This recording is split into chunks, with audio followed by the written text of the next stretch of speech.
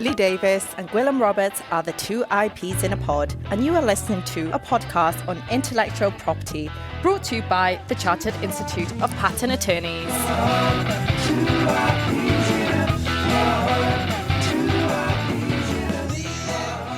Hey, Gwilym, two podcasts in a row, one after the other. This is quite cool. Two podcasts in a pod. Two podcasts in a pod, yeah. Have you done anything exciting since yesterday? I think we've about 4 hours between them or something. So no, I didn't. I can actually say no, I didn't do anything. Something exciting has happened in the world of SEPA since we recorded yesterday, and these will actually go out of sequence. So this podcast will go out before the one we recorded yesterday, because that's how the things work in the world of podcasting. We've launched the election for SEPA president for 2026. How exciting is that? It is. Well, it's not that often contested. Was it quite a few years since? Yes, it's been 10 years since we last had an election for SEPA president, so we don't do it very often.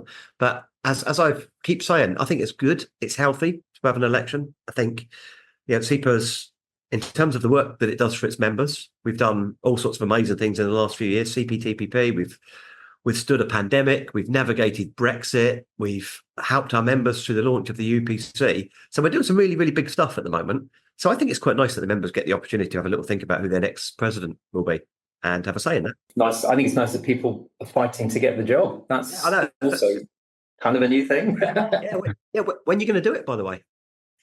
It's a democratic process. I don't know. It's up to the voters, isn't it? No. When are you going to stand?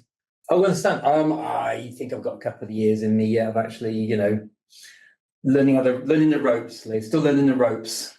If you don't become president before I retire as chief executive, I will feel deprived and cheated. It's up to the voters, Lee. It's up to the voters. So, cracking podcast today. We're here with two guests because we're looking at Black History Month, which is why the timing of this one is important. It's why it'll go out early in the series, so that we time it with Black History Month. And should we get our guests on? Would that be a good place to start? Let's. Yeah, Josh, do you want to go first? Yeah, of course. Hey, great to see you guys. So my name's Josh McLennan. I'm a European patent attorney, about to take my UK exams in less than a week. So I've been busy cramming. Yeah, thank you. So I work in Norway for a firm called Homsa Patent Bureau. I'm currently based in Oslo. But yeah, I've been in the profession for 5 years. The Norway move's a fairly recent one, isn't it? Yes. Yeah. So I used to actually work with Gwilym, which is fantastic. I'm understanding that you would run away to Norway. That makes absolute sense. Thank you for that clarification. I moved about a year and a half ago now. I moved first to Stavanger, which I don't know if I'd never heard of Stavanger before I decided to move there. And it's a relatively small city. It's like 140,000 on the west coast of Norway. So yeah, just ready for a bit of a change. And yeah, I was there for about a year before moving across to Oslo. And there's starting to be quite a community of UK patent attorneys in kind of like the Nordic countries, and we're very excited because we've got our first Nordic regional meeting in a few weeks' time. Which is yes, I'm so excited. I think it took me a while to figure out what the difference was between Nordic and Scandinavian. Oh, can you explain it? Because I'm using one. I think I can. So Nordic includes Denmark, Norway, Sweden, Finland, also Iceland and the Faroe Islands, whereas Scandinavia is just Sweden, Denmark, and Norway. Got it. Okay. So I think I'm using the term correctly then. Yes. Yeah. We went for as broad as possible. That's hence the Nordic. So I'm really excited. That's going to be in Oslo in about a month now. So yeah. Should be good fun. So, lovely to have you on the podcast. And also we've got a returner to the podcast. So obviously we didn't put her off too much last time. Nikkei, welcome back to the podcast. Remind us who you are. So my name is Nikkei. I am a technical director at a company called WSP, which is an engineering consultancy where I lead a team of telecommunications engineers. And I am also chair and co-founder of the Association for Black and Minority Ethnic Engineers UK. And I wear many other hats, which I won't talk about just now. Thank you, and welcome back to the podcast. Have you done anything exciting since the last time you were on? I did see that you were promoting it on LinkedIn, so big up to you for that. Yes. No, yeah, I don't think I've done anything exciting. I've just done what I've always done, which is just carry on trying to make it. And I know this sounds a bit, but make a change and make a difference in the world of engineering, and just showcase that, there's not just me. I think one thing that we've done is we had our big annual conference actually in April at the QE Centre, and that was just an amazing event. We had around 600, 700 engineers in in that Wow. space. And I don't most people come to those events and think, wow, I've never seen so many diverse people. We had people from all backgrounds, people at different levels, so professionals, students, people that retired even in that space. So yeah, guess that's one of the most exciting things I've done since the last time we spoke. Oh, wow. Well, welcome back. So, Gwyneth, not to put you on the spotlight, but you've not actually said much yet. Where do you think we should start? I think we should start with the history of Black History Month. So how did Black History Month itself begin? And then we can talk about Black History Month. Fantastic. Yeah. I actually wrote an article about this a few years ago, but I'm literally trying to scrabble through my memory bank. But I seem to remember it began in 1960s, 1980s, maybe Nikkei, maybe you can help me out here. And I have to check it out myself. I think it's 80s. I don't think it's the 60s. Yeah. Yeah. And initially, I think an important thing to mention is that initially Black also covered people from other minority ethnic backgrounds. So mainly people from visible minority ethnic backgrounds. And over time, it's kind of become people of kind of African heritage. But it's important to say because still many people from non-African heritage still celebrate Black History Month. And it's important to say that that's also valid. What do you think the impetus was for kind of starting off the whole movement? Well, it was about, as I understand it, it was about celebrating I think it was to do with the abolition of slavery, and it was about kind of celebrating that renewal, and it was more of a Caribbean kind of celebration within the UK. It was all about that, but it was started off by someone from, I think, I'm not 100%, but I think it was started by someone from Ghana that come to the UK and had decided that this was a thing. When you asked about Black History Month, I was thinking, I don't actually know when Black History Month started in America and how long it's been, because it's I think they were before the UK Black History Month. They celebrate their Black History Month in February, for example. So I think they were doing it before the UK even started. Now I need to find out about how and why they did start. But yeah, that's it. It's a bit meta asking about the history of Black History Month. So sorry to start there. Yeah, I would have prepared. I'm lucky that I heard about. I mean, someone talked about it. I attended something recently, and someone talked about it. That's the only reason why I know. That's the only reason why I know anything about it. Otherwise, Rather than the history, can we talk about the importance? Why is it important? Would you like to go or? do you, yeah, I just kind of feel like I was talking. So Yeah. So I think Black History Month is important because it just keeps racial issues on the agenda. Of course, for me, Black history is not just confined to 1 month. Black history is my life. So I think it's important to have this kind of beacon every single year where people are reminded of our existence, because still in some industries, still in some spaces, there are not many of us.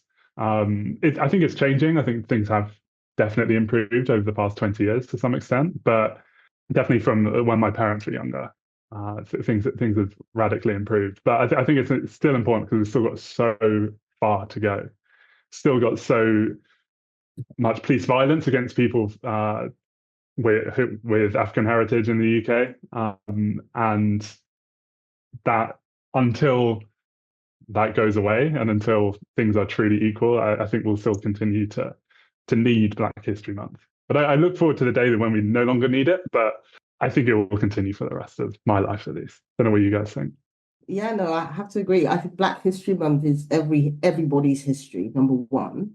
Black history should be celebrated as part of UK history. I think it's important because, as Josh was saying, there are still stereotypes of what it means to be Black. I did a talk yesterday talking about why we started AFBE and how it was linked to primarily the stereotype around our Prime Minister at the time saying that Black culture was responsible for knife crime in London in 2007. So it's really important that we continue to share our stories. And I really like the theme this year around reclaiming narratives, because I think it's about us taking control and telling our own stories and showing the power that we possess to make a difference and to make change happen. You still go online and, I'm often not looking for trouble, but many times I still go online and I find people saying Black people didn't invent anything and so on and so forth. And so months like this are opportunities to showcase the rich heritage we have, the things that we have done, and to give people a moment of just appreciation of not everything you hear on the media and that is negative is actually true. So yeah, for me, it's really important. And as Josh said, I think we will continue to celebrate Black History Month until we all realize it is part of all our histories. I think I also want to add on top of that, what you said about reclaiming narratives is so important. I think up until kind of internet and people being able in some ways to distribute their own information and express themselves and other people being able to hear it. If you go back 100 years ago, it's much more difficult for Black voices to be heard. And so the narratives which are I learned in school are ones in which there is a kind of long history of printed media. And that's not necessarily Black, there is some Black history, but what Black history is spoken of in these kind of old books and encyclopedias and the rest of it is a very, very particular view. So I think we're still kind of at the beginning in some ways of being able to reclaim the narrative in a way in which, will hopefully be beneficial for like the next generation. It is really interesting. I studied history up to A level, pretty unusually for a pattern attorney, actually. I don't remember why, but obviously it's all the history books are written by the people who write the history books, and so therefore what the history you learn is dictated by the people who write the books and what they write about. So for example, I did study quite a lot of history about kind of Africa.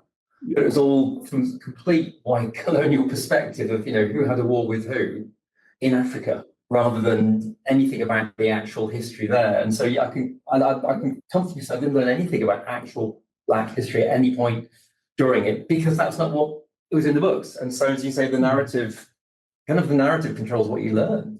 So it does need shifting. Yes. Yeah. The other day so as part of AFB, we have a Black History Month quiz, and I usually challenge people to, and we had the Black History Month quiz amongst the board members, and even things that you'd assume people would know, sometimes they don't know because that's not what they've been exposed to, that's not what they've been taught at school, and so they don't know. For example, we had one about a particular technique that we use within engineering called the court process, which was actually a process that was by a guy called, I think it's Henry Court, I'm not 100%, but that's a C-O-R-T, that's his name. And he stole this technique of processing iron from the Caribbean. So he'd stolen it from Jamaica, and there was what he did was that these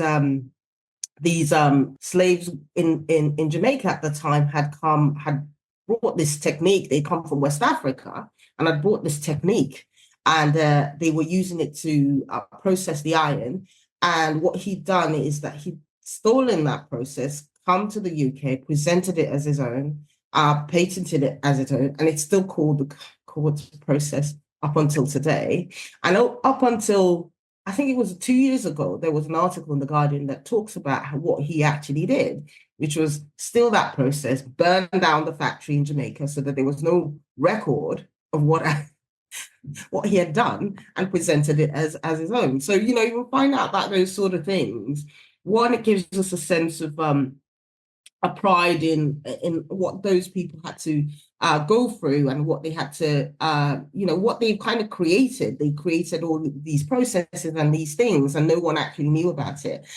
So I'm glad that there's Black History Month, because we can share those stories around, particularly inventions from people of Black heritage. So I have a small experience of this, which I don't know. I've probably not even shared it with Gwilym. So before, are you getting a bit of echo from me? Because I could hear a bit of echo from me. No, okay, cool. Yeah, so I used to be the regional secretary, district secretary of the Workers' Educational Association, Thames and Solent, which is the Thames and Solent district of the WEA, which is has always been really into community outreach, education, and reaching perhaps groups of people who are disadvantaged in some way. So we had lots of centres. We had centres in Southampton, particularly in Reading, and I'm talking now late 90s through to the early 2000s, and we would celebrate Black History Month. We would particularly celebrate it in our centres. And for me, as a white person, and for other white people who were able to go along to these events, it was just an amazing learning opportunity, and not just about the history as you were talking about it there. Culture, food, art, entertainment, all of those kinds of things that I otherwise wouldn't have had a perspective on. So yeah, I think I would argue it's as important for people who are from outside of those backgrounds to be aware of it and be involved, as it is for people within them to celebrate, because I think for me it's just a fantastic learning opportunity. Yeah, I also want to actually add on top of that and say, so my dad's dad is from Jamaica, my dad's mum is from the Seychelles. And my dad was born in Bradford, in the north of the UK. But a lot of this kind of Black history, Black culture was not passed down to him. So what that meant is that, so my mum is white, grew up working class in Bradford as well, mainly Irish ancestry. And so I kind of, I guess, grew up in a bit of a Black cultural vacuum. I'm learning so much stuff about kind of African history, Caribbean history, even like Black British history, things which were not part of my kind of normal learning experiences growing up. So, Lee, as much exactly as for you, you're learning things from the very beginning as well. Like I'm also in that camp.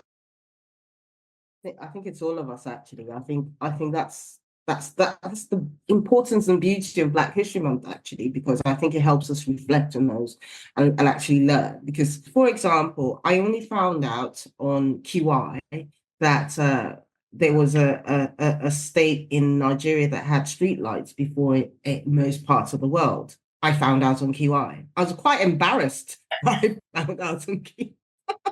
This is, and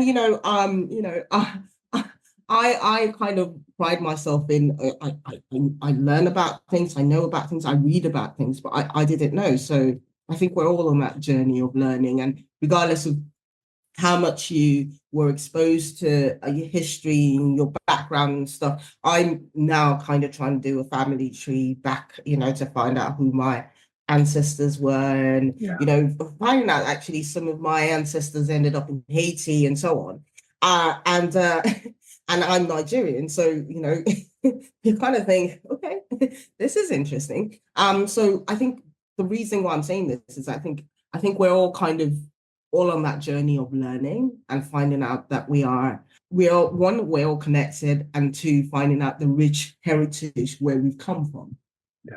So yeah, I think it's a really important thing. How is it that you're looking out for your family tree? Have the records been digitalized like in Nigeria, or is it more a case of calling someone to go and they go to a particular parish? Calling people to ask questions, pestering cousins, uncles, aunties, pestering people just because I want to make this tree and kind of understand what my heritage actually is, because it's an interest of mine. Because you watch all these programs, and all these celebrities go on these programs, and they I feel a bit envious of them when when they say I know links to this and that, and I'm like, I have no idea. And for me, it's kind of trying to piece together as much as I can, because as you know, in Africa in general, they didn't document in terms of paper. They told stories, and stories were passed down from generation to generation. And if you're lucky, if you have someone that is really elderly within the family, then they probably know way back when who was connected to who and who married who and whose child who is. So yeah, just trying to piece it together. It's been interesting so far. I'm not there yet, but yeah. What's the reaction from your family when you phone up and say, I want to start hearing about your aunties and uncles? And they say, what are you doing? Or they get really interested and get engaged? I mean, I think I've got a family that is already really engaged. So everyone's like, oh, really? Oh, that's interesting. Good. But it's all that's interesting. Good luck. No one's saying, I'm going to help you out. Yeah, no one's saying that. It's just like, okay. Yeah, let us know when you have it. I went through a similar process actually during COVID. I started to try to piece together my family tree, but often basically only a few records have been digitalized in Jamaica, and most of it is just calling people and then going to particular churches and looking at the church records to see who was married there, and so on and so forth. So after, I don't know, it was much easier to kind of go down my mum's side of the family because things were generally documented and all scanned in and digitalized, which was really, really helpful. But it's a bucket list thing of mine to generate a family tree of both sides of my family and figure out what's going on there. My only reference point, and I can only imagine how difficult it is, because I did mine during lockdown. I think everybody did. Oh, you did? Yeah, nice. Oh, wow. But I mean, as you'll guess from the name, my background is Welsh, and that was tough enough, but not because records were difficult, just because there was so much inbreeding. I think I'll leave it there. Good. I've got a great story to tell about it. I'll tell next time we're in the pub. I'll tell you about the difficult lineage that I discovered. Oh, okay. Is it more of a family circle than a family tree? It's a family circle. Yeah, we actually, also not too much detail, but I found out about my great grandmother on one side, and she had quite a lively life. She had a lot of kids, and anyway, another story, another day. I was actually going to go back, Nikkei, if that's okay. You mentioned about the kind of, I think in the IP world we call it traditional knowledge. It's quite a nice link, actually. You know, that you've got these kind of technologies, or often it's medicines and things from areas, and they've been appropriated and taken away. Yeah. And I think one of the benefits I'm getting to feel that raising this awareness is that action is now being taken. I mean, you can't get the still process back, kind of thing, but certainly on the medical side, they're calling it biopiracy now, which I think is a good, honest name for what can go on. Yes. That's right. I think, to be honest, it hurts all of us not to know. I think the idea that someone takes someone else's invention or creation and calls it their own hurts all of us, because it takes away from the heritage of one person, and gives the other person an assumption that this is their heritage. And when it all comes crashing down, when people realize actually it's difficult to take, because all your life you've thought of this as part of what you did and what you created, and to find out it's not actually the case, it's damaging to everybody. And I think I'm glad that people are looking at that now, and I'm glad that these things are being exposed for what they are, which is, as you say, piracy. It's what they really are. I thought you were just about to speak, I'm sorry. I didn't want to cut. I was mouth breathing, sorry. We've talked about your experiences and things that you do. Generally, what sort of things happen during Black History Month? What the sort of the big ticket stuff that people should be looking out for? I think in-person events, number one.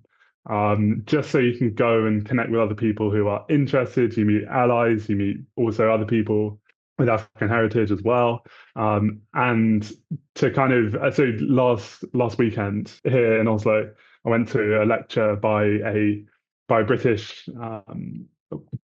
professor about the history of Pan-Africanism. And that was just such an interesting event, because as like to be frank, like being someone who's not white, living in a predominantly white country, living in Western Europe, you're always to some extent going to be a minority. So going to that event and, were Black people a majority? No, absolutely not. Black people were about 20% of the event.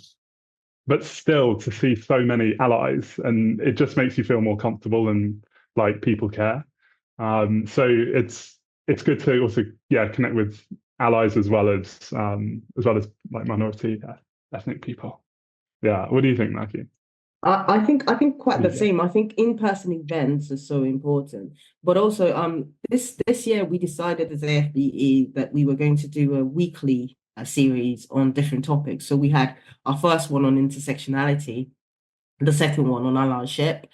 The one tomorrow is actually on the ethics of ethnic diversity, which talks about, some people like to call it the history of racism, because it makes us realize that racism hasn't been around forever. It's only about 300 years old, and it only started based on certain kind of situations that led to it. And then I'm doing the last one on the 30th of October on understanding the barriers for people from diverse backgrounds within engineering, the barriers for recruitment, retention, and progression. And so we this is the first year we've actually decided to do something definite Black History Month, because as an organization that represents Black and minority ethnic engineers, we specifically were quite careful not to say, have everything within Black History Month so that people thought, okay, that's the month to engage with this organization. And then we don't have to worry for the rest of the year. So we do that. But we also had a very interesting roundtable on allyship. Because when George Floyd happened, everyone was talking, there was black squares and so on and everywhere. And then the race riots happened and people came out and showed amazing support to say, we don't want this.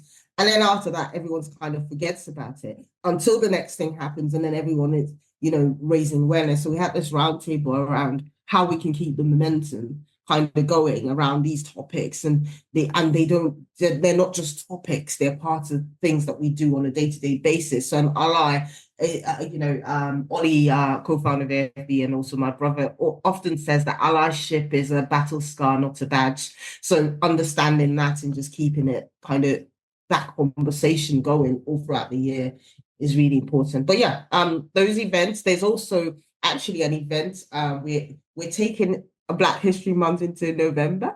So on the 1st of November, because we are having a Reclaiming Narratives showcase. So it's everything from a lecture to panel to party, because that is also part of our culture that we're hosting. So that's obviously a time to meet in person a lot of people and just have those conversations as well. I want to pick up, if I can, on allyship. You both mentioned it. Lee mentioned it as well. I think it's one of the most helpful words I've come across as somebody, who's not from a not from a diverse background at all, and from a nice, comfortable, privileged background where everything's been really quite easy, and I accept it, and I'm very lucky, and I begin to realize just how lucky I am through meetings like this and discussions like this. We're having a session on allyship, just going to quickly promote it actually, through IP Inclusive in November. Check it out on the website, where we're talking about how to be a good ally. Because I think it's, from my perspective, it's the best word I can provide for not feeling. I feel like I'm almost intruding sometimes. I want some help. So, quick guidance. It's not a badge, it's about the scar. I like that. What do we need to do? What does good allyship look like? Yeah, I think good allyship looks like emotional intelligence, just being there for people and just being curious, caring. I think everything kind of stems from a genuine feeling. Yes, there will be times when things are awkward, but if you feel awkward, feel free to just ask someone, state how you feel. Say, I feel awkward around this topic. Is there anything you think I should be doing, which I'm not, or likewise, or, just keep the conversation flowing. Don't feel like you have to kind of keep everything in for fear of being exposed as, a non-genuine ally. I think it comes across very, very clearly when someone is genuinely engaged and just wants to help out another human being. I think that's, yeah. Absolutely, I agree with what Josh just said, specifically around the lack of comfort. Allies often are uncomfortable, and that's okay. I mean, and that's okay, because I don't think people say that enough, that that's okay, but it is actually okay. There's an allyship continuum. I don't know if you've heard of it, by a lady called Jennifer Brown. It's a kind of a chart of a progress journey, and obviously you don't want to mark yourself against it, but it starts from apathy and goes all the way to advocate. So an ally will start from a place of, like, okay, and then awareness, being aware of the issues, and then becoming active, and then becoming an advocate. So it's a journey, and we can all be allies as well to other. We all have some level of privilege in a different space, so we can all be allies. But that allyship continuum has personally really helped me to be able to sort of assess myself against where I am on that journey, so regards to certain things. Within, for example, for me, within the engineering sector, whilst we have a dominance of men, and men represent over kind of 84% of, engineering, Black men in particular, Black and minority men in particular, you don't see them at those leadership levels.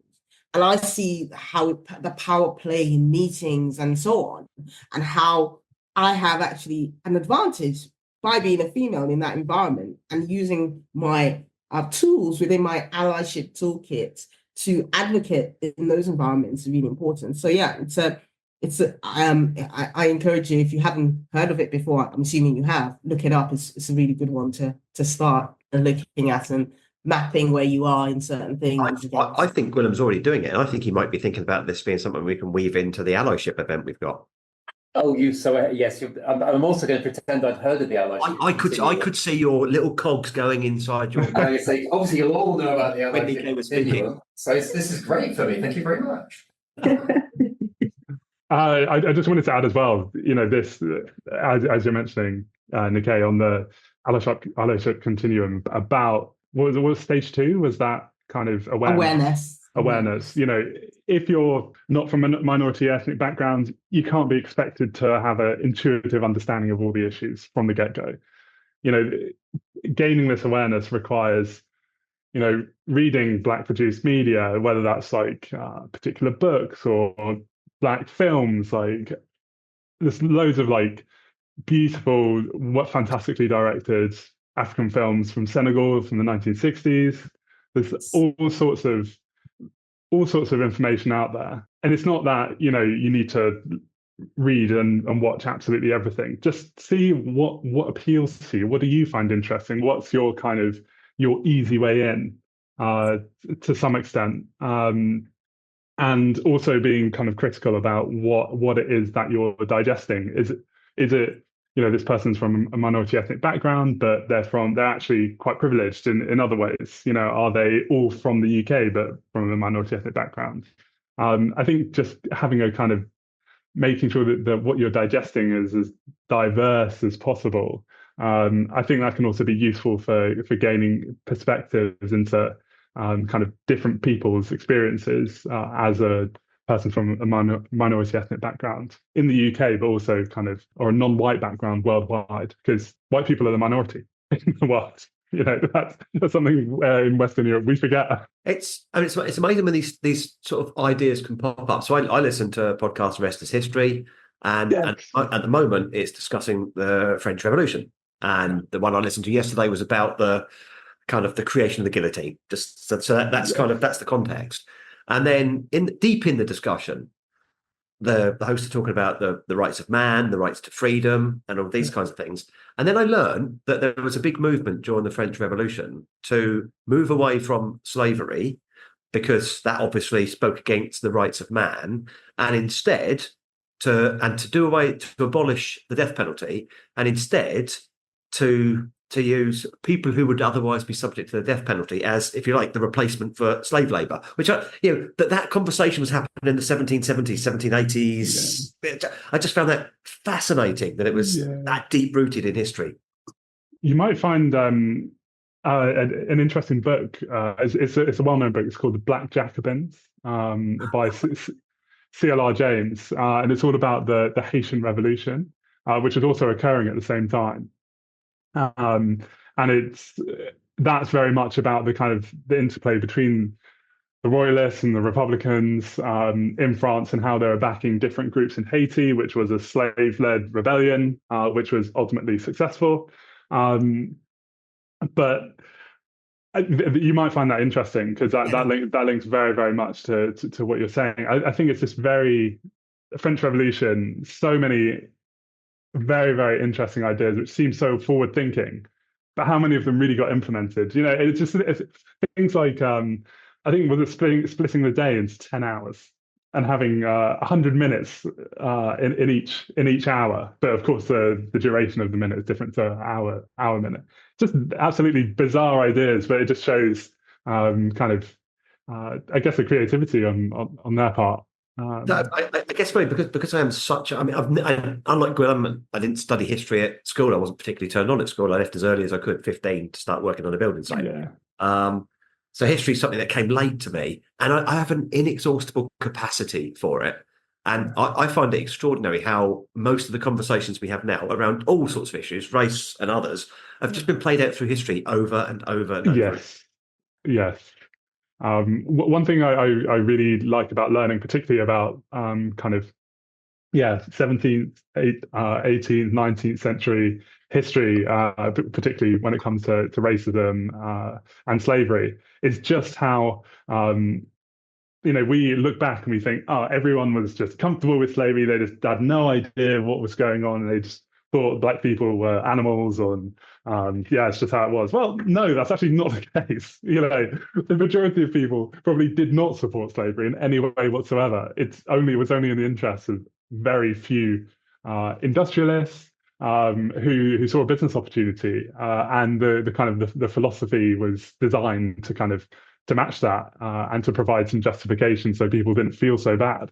Most people come to it through the lens of the American Civil War, don't they? And the kind of slavery and anti-slavery, good versus evil, those kinds of things. And it's such a narrow lens. Yes, yeah. So one thing which I found very interesting about that Black Jacobins book is one of what C.L.R. James kind of argues throughout, I think, pretty much the first third of the book, is that Britain's abolition of the slave trade was not, a sudden change in conscience. It was, in fact, a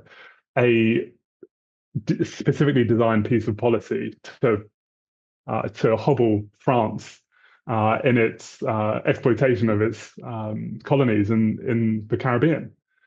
So Haiti, in particular, was a former French colony called San Domingo, and the conditions there were so bad that basically once enslaved Africans were delivered to Haiti, they often didn't survive their full lifetime. They would die after, I think the average expectancy was like somewhere between 5 and 10 years. Whereas the conditions in other British colonies, such as Jamaica, were allowed basically the slave population there to become self-sufficient. Okay, so the Britain decided that they didn't need the slave trade anymore because their colonies already had the slaves. So they abolished the transatlantic slave trade rather than slavery. And why would you do that? The reason is because France needed the slave trade in order to keep its colonies going. There's a whole podcast here, isn't there? This is It is. It's absolutely. So when even on kind of like left-leaning like media sites and very liberal columnists talking, in praising Britain's abolition of the slave trade and the rest of it, it's like you people don't actually know the history. The history is much more interesting than that. It's not about good or bad. It's about what actually happened.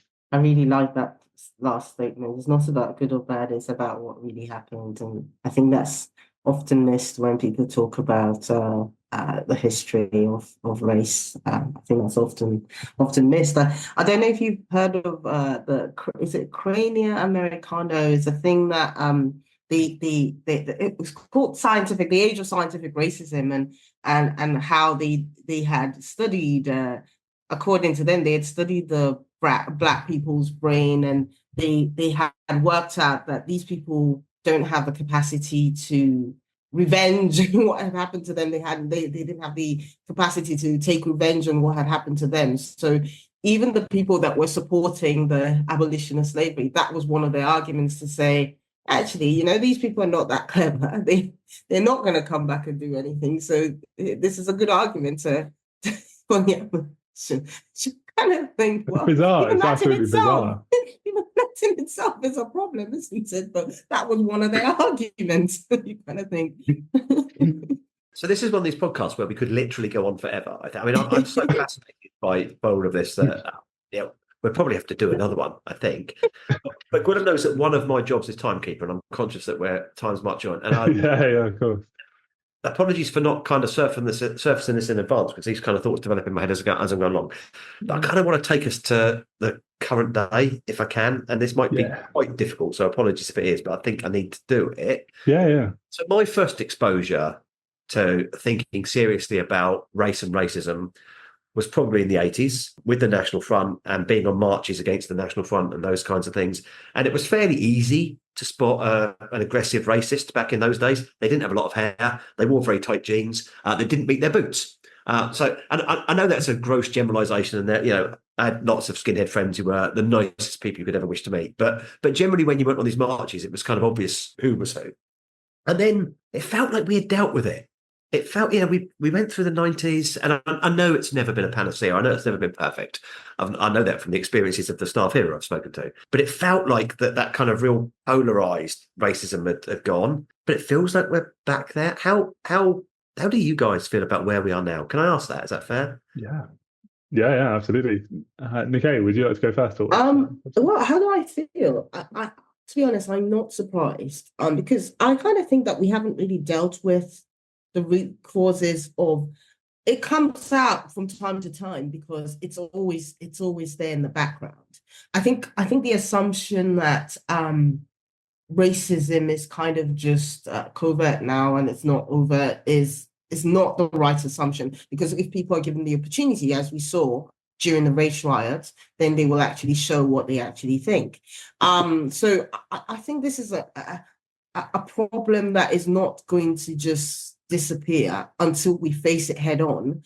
We understand why people feel that particular way. We educate them about, or we give them the opportunity. I know now there's the age of the internet, so people should educate themselves. And I often say to people, I'm not going to educate you, you go educate yourself. But at the primary level, we need to explain to people what this actually, because I think part of the issue is that people think that anyone that's here is invading on their space and so on and so forth without actually understanding the history. So again, it's going back to that history conversation as to why people are here, why we have the society we have today, what contributions we are making as a community, and so that people understand that, you know, this is how it is, and we've all got to live together and get on.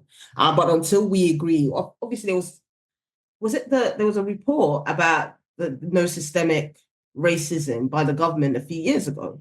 So that's still playing in the background, that people have kind of validated their views that there's no systemic racism. And so these things come out from time to time. And I don't know what the answer is, but I know that there is a lack of understanding for many people as to why we are here. I completely agree with everything you said. You know, people and I think this is not just specific to kind of Black people. I think this is all kind of visible minority That's right. ethnicities. So I think the UK has a problem with inequality, always has done, and I hope that it doesn't always in future. But when people feel that, you know, because let's be real, the past 20 years, have things got better for bottom 50% of earners in the UK? No way. Going to food banks has become normal. People are wondering, you know, what did I do to deserve this, or what's been going on? Like, and then politicians start pointing the finger. People, you know, small boats, people coming, you know, the first generation immigrants, second generation immigrants, and the rest of it. But these are systemic issues. They're not I'd say the existence of people from minority ethnic backgrounds in the UK is a product of the system which isn't functioning. And the reason we're here in the first, for me, I think the level, the standard of living in the UK was only sustainable as being so high in general because of the contributions from the colonies, because of this exploitation. So when you cut the kind of the blood flowing into the heart of the system, something starts to shrivel in the middle. And when that starts happening, people who have lived in the middle, that's their world. They see things deteriorating, and then suddenly people moving there, they start blaming the people who are moving there without understanding that the people are moving there because the places where they come from were destroyed by that extraction in some ways. So I think, to answer your question, Lee, what is, why are we here, or what do I feel about things now? I think we've still got a long way to go before we can have these open conversations about, I think part of the issue is scapegoating. But this has been going on for a long time. You don't see that anywhere more obvious than in politics, do you? Oh gosh, yeah. And I don't want to get particularly political. And this is a sort of a non-political statement in that it applies to the left and the right. And the Absolutely. You can't have practical, pragmatic, sensible conversations about issues that we all want to talk about because they concern people without it immediately swinging to the far ends of each side of the spectrum. And you lose the conversation, and you lose the potential powerful outcomes because it gets polarized into politics, I think. Yeah, absolutely. 100%. Yeah, definitely. I mean, we're probably close to the end of the podcast, and that's not a very nice sort of sobering place to end. I was thinking that. Have you got a nice way of I've got you probably don't know this, but Nikkei will remember it from last time. We always do sort of like a slightly tangential closing question, which I've got. But Gwilym's not spoken for a little while, so just before I do that, is there anything else sort of upbeat and light-hearted you want us to end on, Gwilym? No, simply to say that SEPA needs to run an event next year. We do. We definitely do, yeah. Much like we do with a lot of the EDI stuff, we always look to IP Inclusive to be the lead on this. And I think probably we need to start to take some of this on ourselves and sort of have these conversations. So, Josh, I might be coming back to you this time. Well, earlier than this time next year, obviously, because it would be too late. And guest lecturer. There's some stories there. Yeah. Could we just do something kind of through the lens of the French Revolution? It'd be amazing. Yeah. Absolutely. I think people would find it genuinely interesting. Yeah, I think they would. No, I think they would. You get a bit of invention in there, don't you? Because you get the invention of the guillotine, and the guillotine was invented to make the death penalty less severe. Believe it or not, the whole purpose for its invention was to stop people having their heads chopped off with axes, which was seen as too barbaric. So even in the invention of the guillotine, there was sort of like a bit of wokeness going on. That's fantastic. There's so much we could do. Thank you both so much for coming on. But we do have our closer. So Nikkei knows this. Josh, what happens is I ask Gwilym a really witty, clever closer that's kind of loosely connected to something we've talked about. Yeah. You two then get the chance to answer it, and then he'll, unknown to me, he will throw it back at me, and I'll already have an answer prepared. Okay, fantastic. He always wins this. This is tricks of the podcast. So, Gwilym, we were talking about kind of research and family trees and that earlier, and I was thinking, what kind of interesting angle could I get on that wouldn't be too uncomfortable to go to?